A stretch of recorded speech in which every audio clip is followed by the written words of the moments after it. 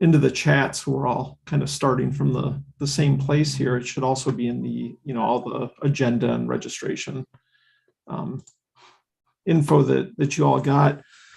So what we wanted to do is sort of just provide an overview of what some of the general resources are on Earth at Home for learning about the Earth and teaching about the Earth and the Earth science, especially of the United States. All of the resources on Earth at Home are completely free for you to access. That's one thing that we want you to take away from this as you explore it. All these resources are really available for you to do with what you wish.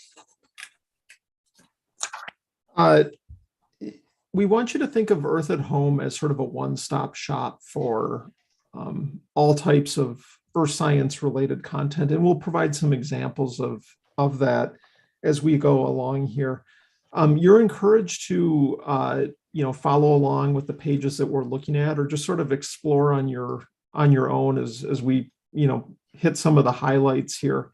That's completely up to you, and we'll be curious later on to find out about what you've found on the website. We'll give you a little bit of time to explore, and then share what you've found here in a bit. At the very bottom of every Earth at Home page, and again, here we are on the home page. I'm going to scroll down slowly because I know that gets kind of jarring if I go too quickly. The bottom of every Earth at Home page, there's a subscribe box. So if you'd like to receive regular email updates about new features that we've added to Earth at Home or new types of content, please type your name, your email address into the subscribe box and hit submit. We promise not to bombard you with a lot of spam or anything like that. We'll probably send you an email update, once every 4 weeks or 6 weeks, just sort of highlighting some of the new additions that we've made to the Earth at Home website. So if you'd like to find out, more about what we're doing, please do subscribe. So there are a few major parts of the Earth at Home website, and you can access all of them from the menu bar at the very top of every single Earth at Home page. What we're going to focus on this evening are the regional guides, in particular the regional guide of the South Central United States. But before we get into that, we want to just very briefly highlight some of the other resources that are available to you on Earth at Home. The first resource that we wanted to highlight is the Digital Encyclopedia. The Digital Encyclopedia is a growing online open access Earth science textbook, and certain parts of it are well developed at this point. Other parts are under development. Our goal for this is to eventually be a free online textbook equivalent to what a student might have to pay $100 or more for in terms of a physical book. This will be a free resource that we hope will be just as engaging, if not more so. These are the general topics that have been added so far to this online textbook. We have an overview of big ideas related to Earth system science that my co-presenter, Don Haas, developed. We've got content related to minerals, rocks, plate tectonics, and different kinds of Earth hazards. There's an overview of geologic time and Earth history. We've also developed a lot of content already related to fossils, paleontology, and evolution. And if you click these links, they'll lead you to the Digital Encyclopedia of Ancient Life website. It's a different URL, but it's a project that my colleagues and I at PRI have developed over the past few years, and is really pretty rich in content and provides quite a bit of depth related to the science of paleontology. And then there's also introductory overviews of climate change, and energy. So I encourage you to explore some of these different chapters in the Digital Encyclopedia on your own time. I'm going to scroll back up to the top of the screen here and highlight the next major section, which is virtual science. And virtual science has three main components. You can think of virtual science as being sort of your classroom toolkit for teaching earth science. There are a few major components. There's virtual fieldwork, virtual labs, and virtual collections. And Don and Rob, would you like to provide a brief introduction to virtual fieldwork? I'll click on the link here. This is where we're going, and I'll stop sharing so one of you can share the screen. Okie doke. I can find my button. There we go. And let me get it open too. Give me just a second. It's loading up. So first off, as things are loading up here, I'll note that it's never been our intention that virtual fieldwork would replace actual fieldwork. We hope that it catalyzes it, that it helps to get people outside to look at the natural world and and to think about what they're seeing and sort of read the world. And there's a lot of sort of background information on that, and some discussion of field work versus field trips, where we hope that in field work, whether virtual or actual, the person leading the field trip is helping learners to figure things out rather than pointing things out. There's also, we've got fieldwork of virtual fieldwork experience, a catalog rather of virtual fieldwork experiences, where you can explore around the different VFEs we've created. And I zoomed in correctly there. Get us back to the US where most of our VFEs are. And if you click on any one of these, it'll open up a description and a sidebar with links to the resources. So you can read about the VFE and then scroll down and find the links for it. And you can do that for any one of these VFEs around the country. And Rob, what else should I say? I think you covered it, Don. You said what I was going to say about the catalog. I guess one other thing to note about the catalog is that it is intended to be an ever-growing list of VFEs, and so if you are familiar with sites on the web that explore in a visual way the geology and paleontology of some place in the country, and it's not on our list, we would like to know about it. And in particular, if you make such things, let us know and we will add them to the catalog. Yeah, and I will also note that there are some tools and tips and instructions for making your own VFEs and various approaches for doing that. So that's a quick intro. I see there's a couple of things in the chat. Are there questions? Nope. Okay, so I will hand it back to whoever's next. John, we'll hand it back to me. Yep. So I'm going to share my screen here again. There we go. So we're up here at virtual science. I'm going to click on virtual collections. So another resource that we've developed at the PRI over the past few years is a really extensive collection of interactive 3D models of both rock samples from our collections, as well as over 500 fossil specimens that are sort of behind the scenes in our research collections and also on display in the Museum of the Earth that's associated with our institution. So as an example, let's go to arthropods, just so you can close that, just so you can kind of see what I'm talking about here. Let's find some trilobites.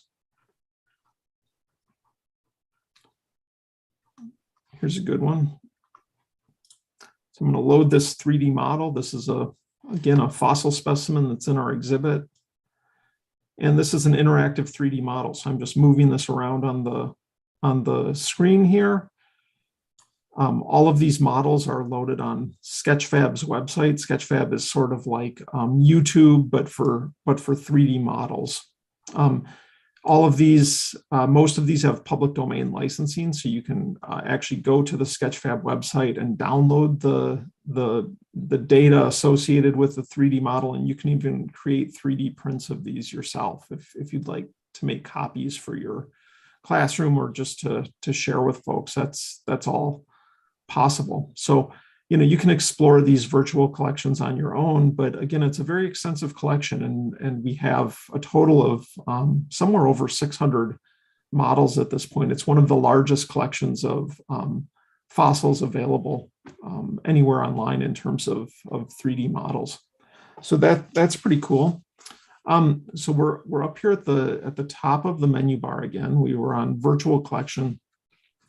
What I'd like to do now, actually, I'm on the wrong website. I thought something was wrong here. I'm going to go back to Earth at Home. Here we go. We're back at Earth at Home. We were just under virtual science. Now we're going to go to additional resources. I'm going to click that menu item. And I just want to quickly mention a few of the additional resources that are linked to on this page. Right now, to share some of the resources on Earth at Home, we've developed a marketing campaign featuring this snail. The snail's name is Gilbert D. Snail, and Gilbert D. Snail is visiting each state and is, along the way highlighting different aspects of Earth science associated with each state. So highlighting things like the state fossil of each state, the state rock, and so on. There's more information available on that link. And if you are on social media and you don't follow us, please consider doing so. You can find out more about Gilbert's adventures as he crawls across the United States. This link right here is one you're already familiar with. That's to the link to register for these workshops. This link leads to fossils of the United States. We are developing detailed overviews of the different kinds of fossils that you can find in different parts of the United States. And in a little bit here, we'll be focusing on fossils of the South Central United States, but we have detailed information about fossils from other places too. So if you click the dig in button, you'll find those resources. We have a number of quick guides to Earth science. So these are, if you want a 10-minute overview of a subject in Earth science, if you need a quick refresher for a class that you're going to teach, this is a good place to come to sort of, remind yourself of some of the basics of Earth science. So there are a number of different topics covered there. We have answers to frequently asked questions about Earth science. In particular, we have a bunch of questions posted right now that are related to climate science that we have answers to. United States Earth Science Quick Facts has a page, this is under development, but eventually there's going to be a page specific to every single state in the country. And we just finished adding state level details about all of the South Central US states. So again, this is information like what's the state rock of Texas, what's the official, state mineral of Missouri and state fossil of Kansas and so on. Stuff like that, as well as highest points of elevation and, just sort of trivia or factoids that are sometimes useful to share in the classroom. We have a geologic timescale page that presents the timescale itself, as well as overviews of key events in Earth history and the history of life through geologic time.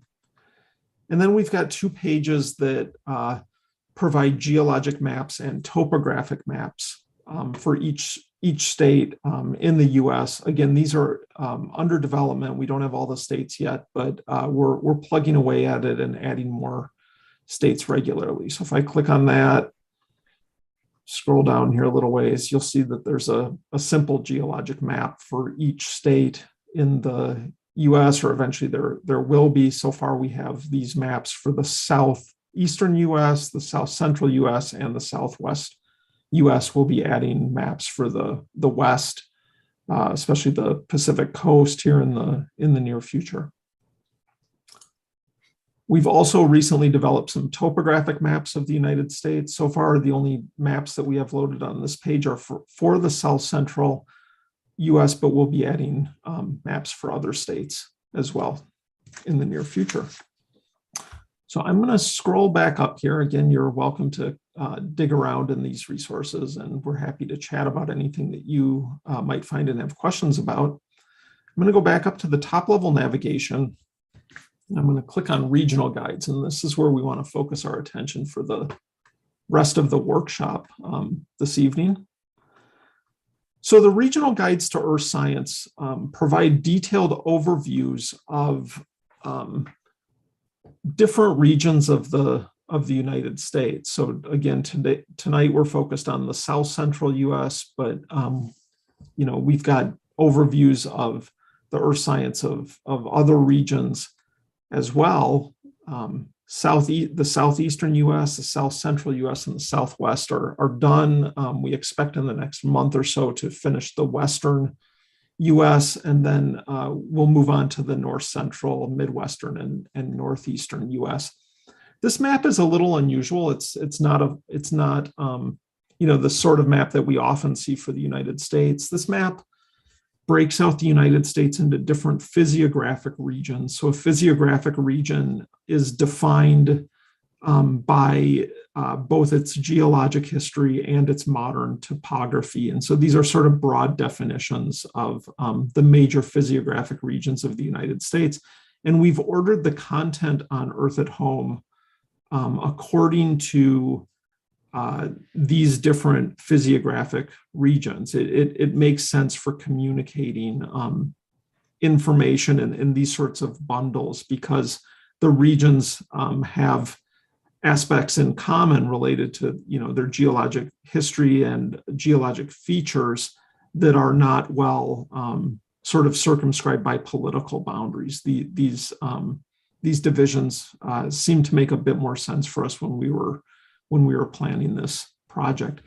Now, the roots of the Earth at Home project go back to a series of books and associated websites that were published by the Paleontological Research Institution called the Teacher-Friendly Guides to Earth Science. Rob, do you want to speak briefly about the TFG project? Rob headed up that project at PRI, and it was super successful. Rob, do you want to say a little bit more about it?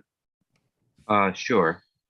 So I'll I'll share my screen. Yep, I'll stop sharing.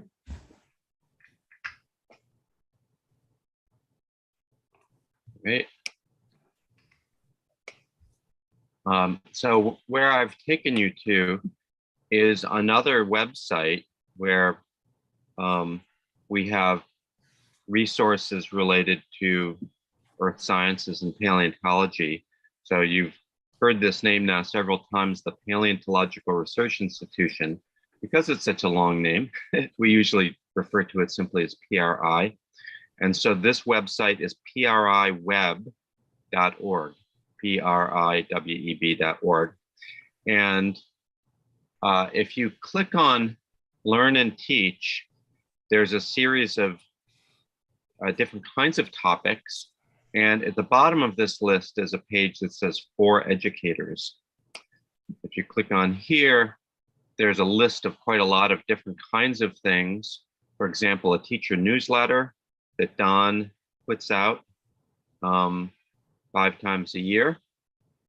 There's Don working with some teachers right here. We have educator workshops and virtual fieldwork, which we just spoke about, group programs. So a lot of this is about things that we do personally with teachers. But then we have content resources of special interest. course, at the top here is Earth at Home. But we also have a list of these teacher-friendly guides. One that has gotten the most attention in recent years is the Teacher-Friendly Guide to Climate Change. And then there are a couple on evolution, and then there's this one on regional earth science. And so this contains a series of downloadable books, PDFs, about each region of the country. So you can see this one with the red cover is the South Central US.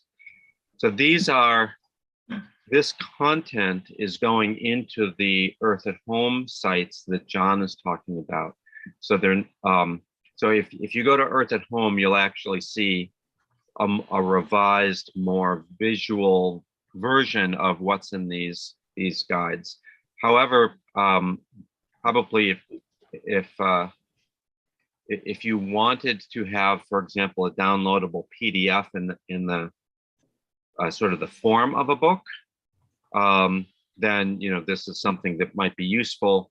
These were produced, I guess, around 2016, 2017, like that.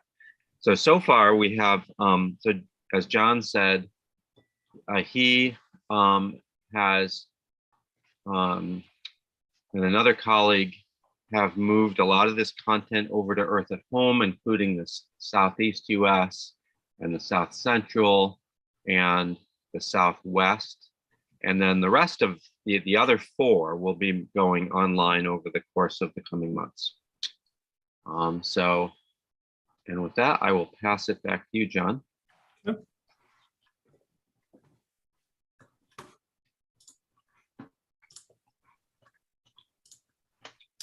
Here's where I left off. Again, we're on the Here on Earth Regional Guides to Earth Science page.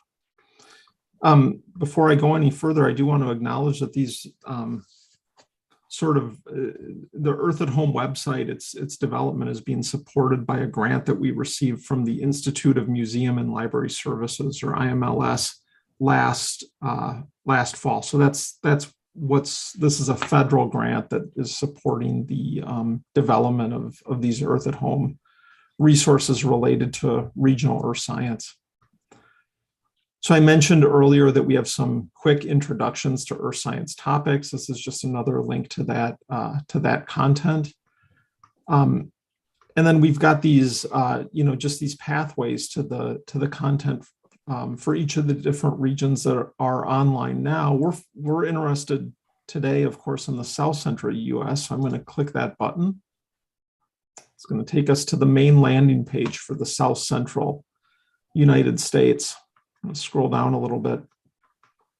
The South Central United States is represented by 5 major physiographic regions: the coastal plain, the interior highlands, the central lowland, the Great Plains, and the basin and range. Some of the topics that we cover in this part of Earth at Home are broad, and they cover the entire region of these 6 states in the South Central US. And those topics include geologic history, glaciers, climate, and earth hazards. But we do focus on additional topics at a smaller scale related to each of the 5 individual physiographic provinces. So for each one of the provinces, we have additional pages that focus in detail on their rocks, their fossils, their topography, as well as energy and mineral resources. So there's a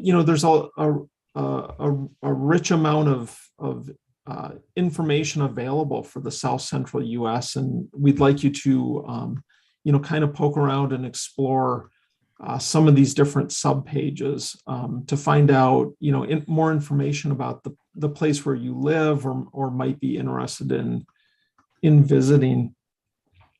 What I want to do is just give a couple quick highlights. I don't have enough time this evening to really provide a detailed overview of the earth science of the South Central United States, but I thought I'd give a couple highlights. What I've done here, just so you can see where I'm going, is I'm going to look at the geologic history of the South Central US. I've already brought up the page. One factoid that I think is cool is that some of the very oldest rocks in the South Central United States occur in Missouri, in the St. Francois Mountains.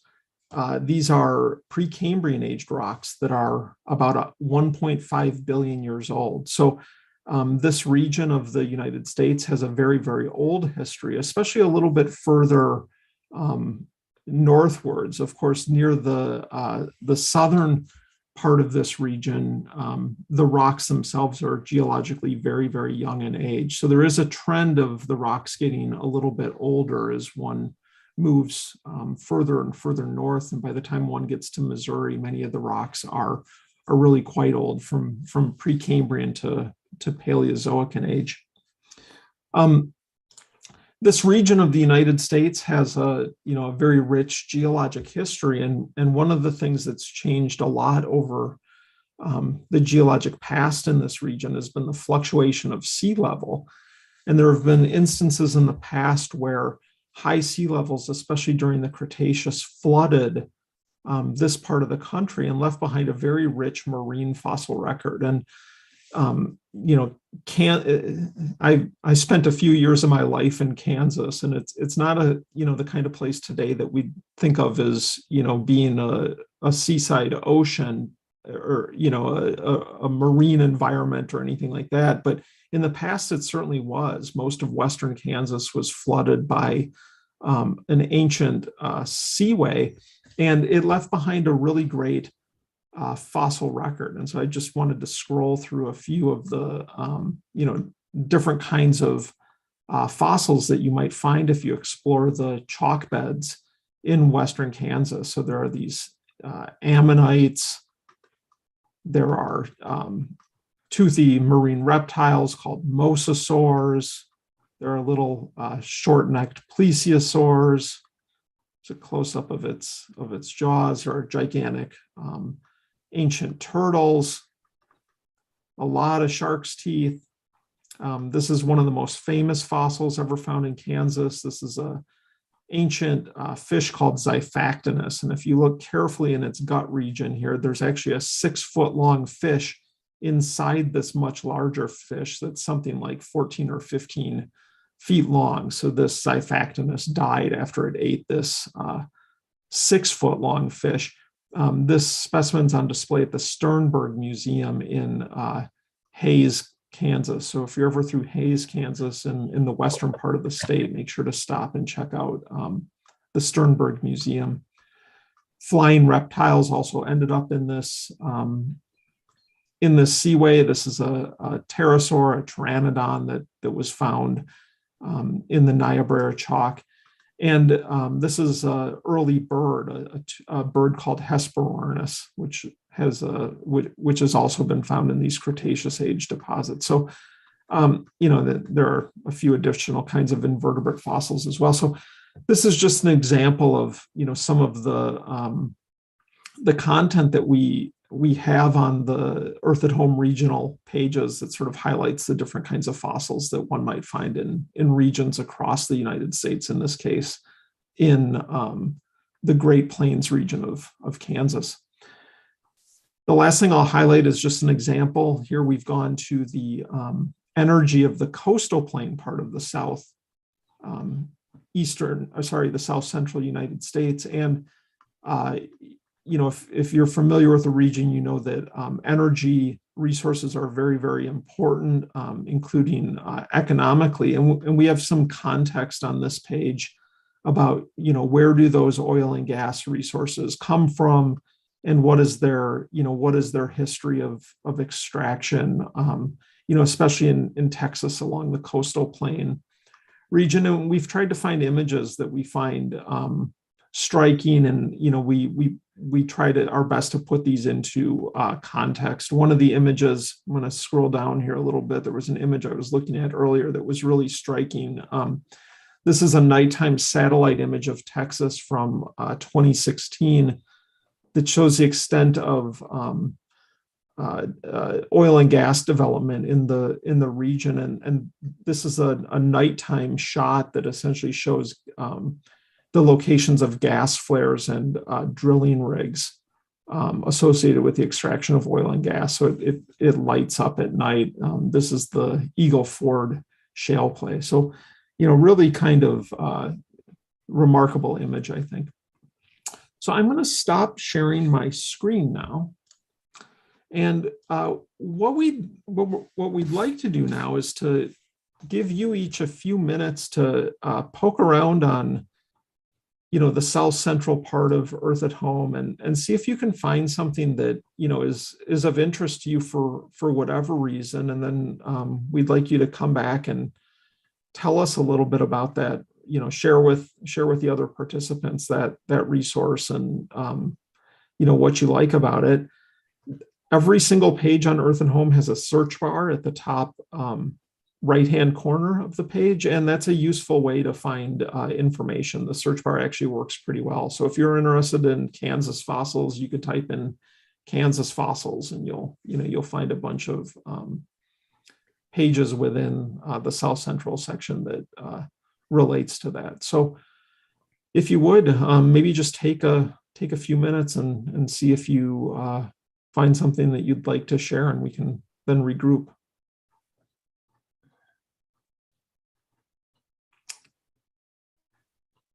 Don and Rob, do you have anything you'd like to add for that in terms of guidance? No, but I thought I would. I know this content pretty well, but there's always stuff that surprises me. So I didn't actually go find one before now, so maybe I'll do that. Yeah, go for it. Thinking the same thing. So I'm going to poke around for a minute, and we'll come back together in just a couple.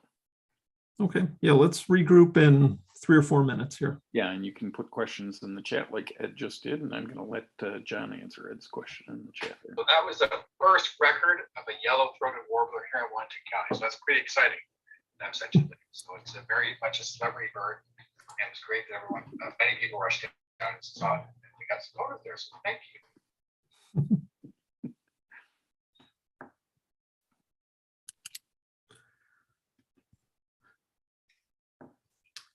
So for your question in particular, Ed, if you were to, you're in Texas, do I remember that correctly?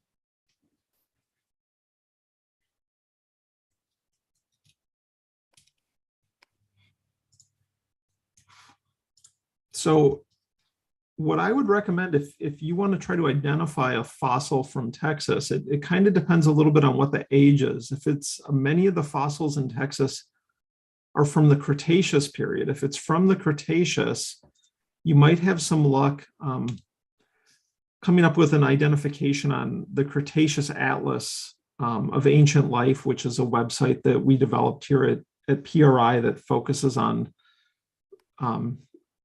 fossils from the Cretaceous period, including from Texas. Now, if they're a little bit older than that, we probably have some other resources that would help with the identification. One thing you could always do is email a picture of the fossil to me or one of my colleagues, and we'd be happy to, try to provide what information we can. Thank you. Yeah, you're welcome.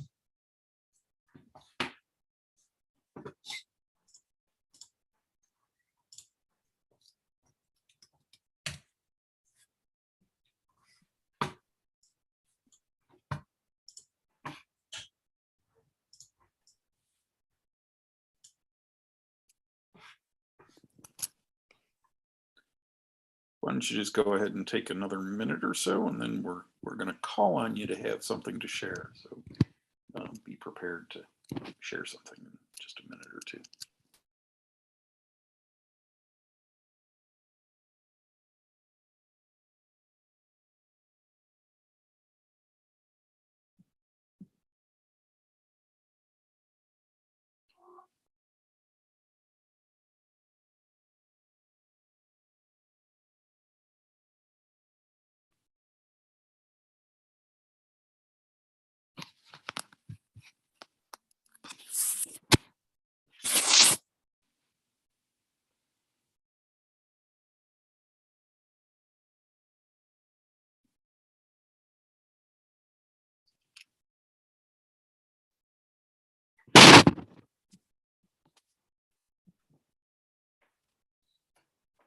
Okay, why don't we ask folks to share? Does anybody want to volunteer to go first?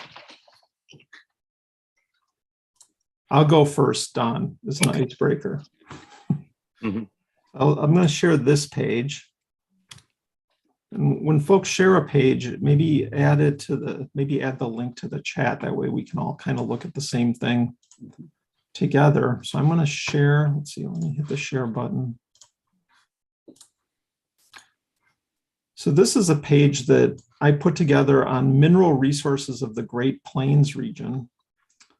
This is the where the Great Plains occurs in the south central U.S. So it's western Kansas, the panhandle of Oklahoma, and much of western Texas.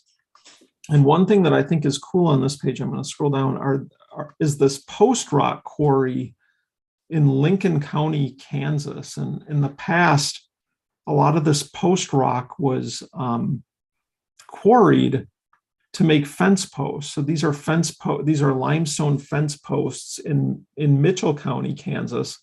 The reason why this rock was used to make fence posts is because wood was not an available resource for ranchers. And so they would actually make these fence posts out of the limestone rock. And you can still go to places in Kansas today and see some of these fence posts in place. It turns out they're really, really sturdy and stand the test of time. So that's just a resource that, I thought was pretty cool. We oftentimes think of, mineral resources as, materials that we might use in industry, and nowadays more and more, the development of tech and microchips and, batteries and stuff like that. But, making fence posts out of limestone still falls under the banner of mineral resources. So I'll stop sharing my screen here and somebody else can take a turn.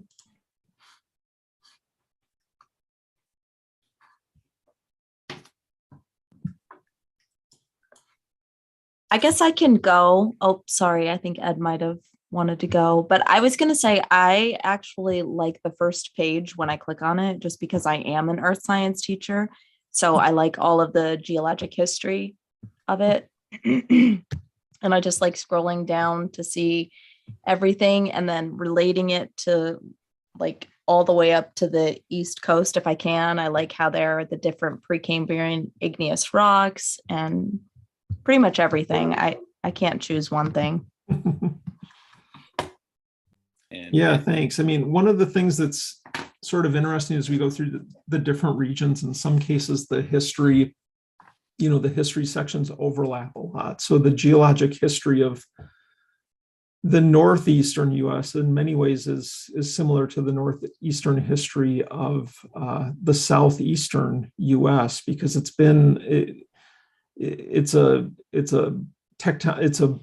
a boundary that at one point in the geologic past was very, very active tectonically, with giant mountain ranges the size of the Himalayas being formed and then eroding down.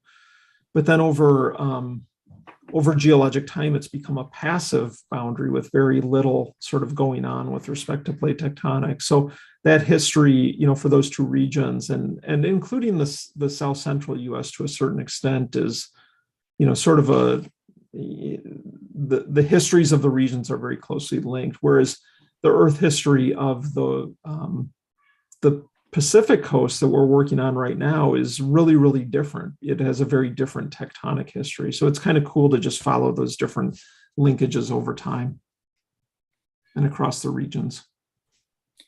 And Ed, you put in a link. You want to say a word or two about it? I was just browsing about the fossils in the region. I came across a Waco Mammoth National Monument. I thought that was fascinating because I usually go to a museum and they're already dug up and you could transport them, but this one, it seemed to just close off a whole dig site and built a facility around it. That was fascinating. Oh yeah, and I haven't been to that place. I'd love to go. And how about Bess? I just love how organized the whole site is. And I was looking through, of course, looking for Oklahoma stuff because I try to focus on Oklahoma stuff when I teach my earth science class. And we have discussed like the geologic history of the state and mineral resources. I saw something about Picture Oklahoma on there and the, of course, Superfund site that's become. And Mhm. I didn't think to share that this semester because I was kind of putting everything together, but I would love to use this information you guys have and just explore it more. Yeah, oh, great. Thanks for that. Thanks for that feedback. Yeah, thanks. I'm gonna just tell a story with one page. And so, you know, for Don and me, we're in some ways learning alongside you because John and his colleague Liz have been putting together, you know, all these incredible images, some of which, you know, were not in the teacher-friendly guides. And so I see things on there and I think, wow, like I could use that in my teaching. I didn't even know we had that on there. But maybe I'll share my screen for just a second to show these specimens here that probably don't look very showy, but it reminds me of when I was a kid and I found a fossil. I think it was in the Allegheny Mountains in southern New York State where I grew up. It's in the Southwest. And you'll notice that the one on the far left looks a lot like a beehive. And I found a specimen that looked very much like that. And I was so fascinated and thought for sure that I had found some kind of an ancient beehive of teeny tiny bees. And I think, you know, eventually it took me to the Buffalo Museum of Science, which is where, you know, I sort of met the first person I'd ever met who actually really knew something about fossils. So anyway, that is a good memory for me. That's funny, Rob. I had a similar, when I was a kid, I had a tabulate coral as well. And I had a little museum in my room and it was also labeled beehive. That's hilarious. That's funny. I'll just quickly share that I was just poking around on the quick facts page about Oklahoma and did not realize the range of elevations. It's got the highest and lowest points and almost 5,000 feet for the highest point and pretty darn low for the lowest point, 289 feet.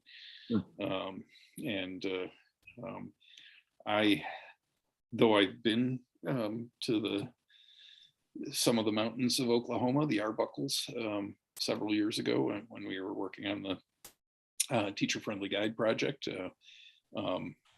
they are not towering mountains exactly, and I did not realize how much topography there was within Oklahoma. So.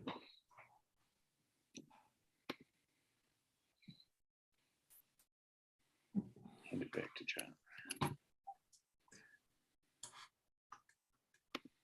Yeah, it's been fun to, work on those topographic maps and really just stare at the at the details. Really pretty amazing. And given the smaller crowd tonight, we thought there's a chance we might end up being a little quicker than what the schedule says. So, are we at the end? I think that we could be, and so maybe one thing that's on the agenda would be, if we wanted to talk about how you would use these things in teaching, but maybe that's not appropriate for a group this size. However, if you have anything that you want to share or wanted to ask, we'd be happy to field those questions. We did also want to mention that there is, many of these kinds of workshops, there's always a feedback form so that we can do it better next time if you have suggestions. So I'm just gonna this link is in the agenda, but I'm also going to drop it into the chat. Oops. That did not give me the link. It just gave me the name. Anyway, I will put this here. There's only 2 questions that basically said, are there things you'd like us to know about how to improve? And what would you add or subtract from the workshop? So if you have any thoughts about that, we'd be grateful to hear. Don or John, anything else? Yeah, no, we just, thank you for coming, but we, do you have any questions for us, or, is there anything you'd like to see us develop for the Earth at Home website in the future that might be useful to you for whatever reason? Yeah, and I just stuck a link in to subscribe to our educator newsletter. We announce various workshops. Yeah. And I'll also, it's at the bottom of the agenda, but I'll note there's a couple of coming events. There are probably more that I could have put in there, but we have a program called Science in the Virtual and Actual Pub, and we've got 2 more sessions before the end of the year. Next Thursday, so a week from tonight, we have Annie Ozar, who is a Muppeteer, talking about the science of Muppetry. And then our last session on Wednesday, May 25th, we will have a panel of educators talking about the promises and perils of climate education, and a couple of students as well as educators. And that info is on that page, as well as how to register. So any questions, comments, thoughts? Thank you for doing this. This is fascinating stuff. You're welcome. Okay, thank you for coming. Mhm. Nice to meet you. And if you ever find yourself in Central New York, give us a visit. Yep. Otherwise, maybe our paths will cross in another webinar or someplace online. I'll keep that in mind. Thank you. Okay. Nice evening.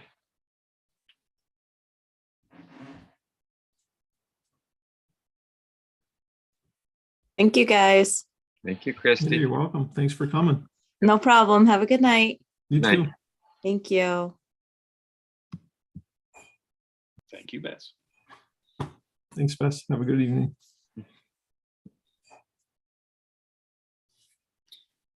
This concludes my 9.5 hours of Zoom for today. Something like that. All right. Well, go have a beer. I'm gonna go have pizza or something. John, I was telling Don that it's been a strange technological day. We actually had a power outage on South Hill today, so I had no power, no internet, and no car Oh, wow. for a while. And then we were about to make some dinner before the workshop when a glass pan exploded in the oven. So we basically spent our evening up until the workshop cleaning glass out of the oven and the kitchen floor. That happened to me once, Rob. It was scary. It was like a real explosion. I took a hot pan out and put it on the counter, which was a little wet, and it just exploded. I was finding shards of glass for like a year afterwards. Oh yeah, that isn't. I was wondering what happened, but it had a little bit of water in it, and I wasn't sure when I sloshed the water. And I had warmed up the oven some.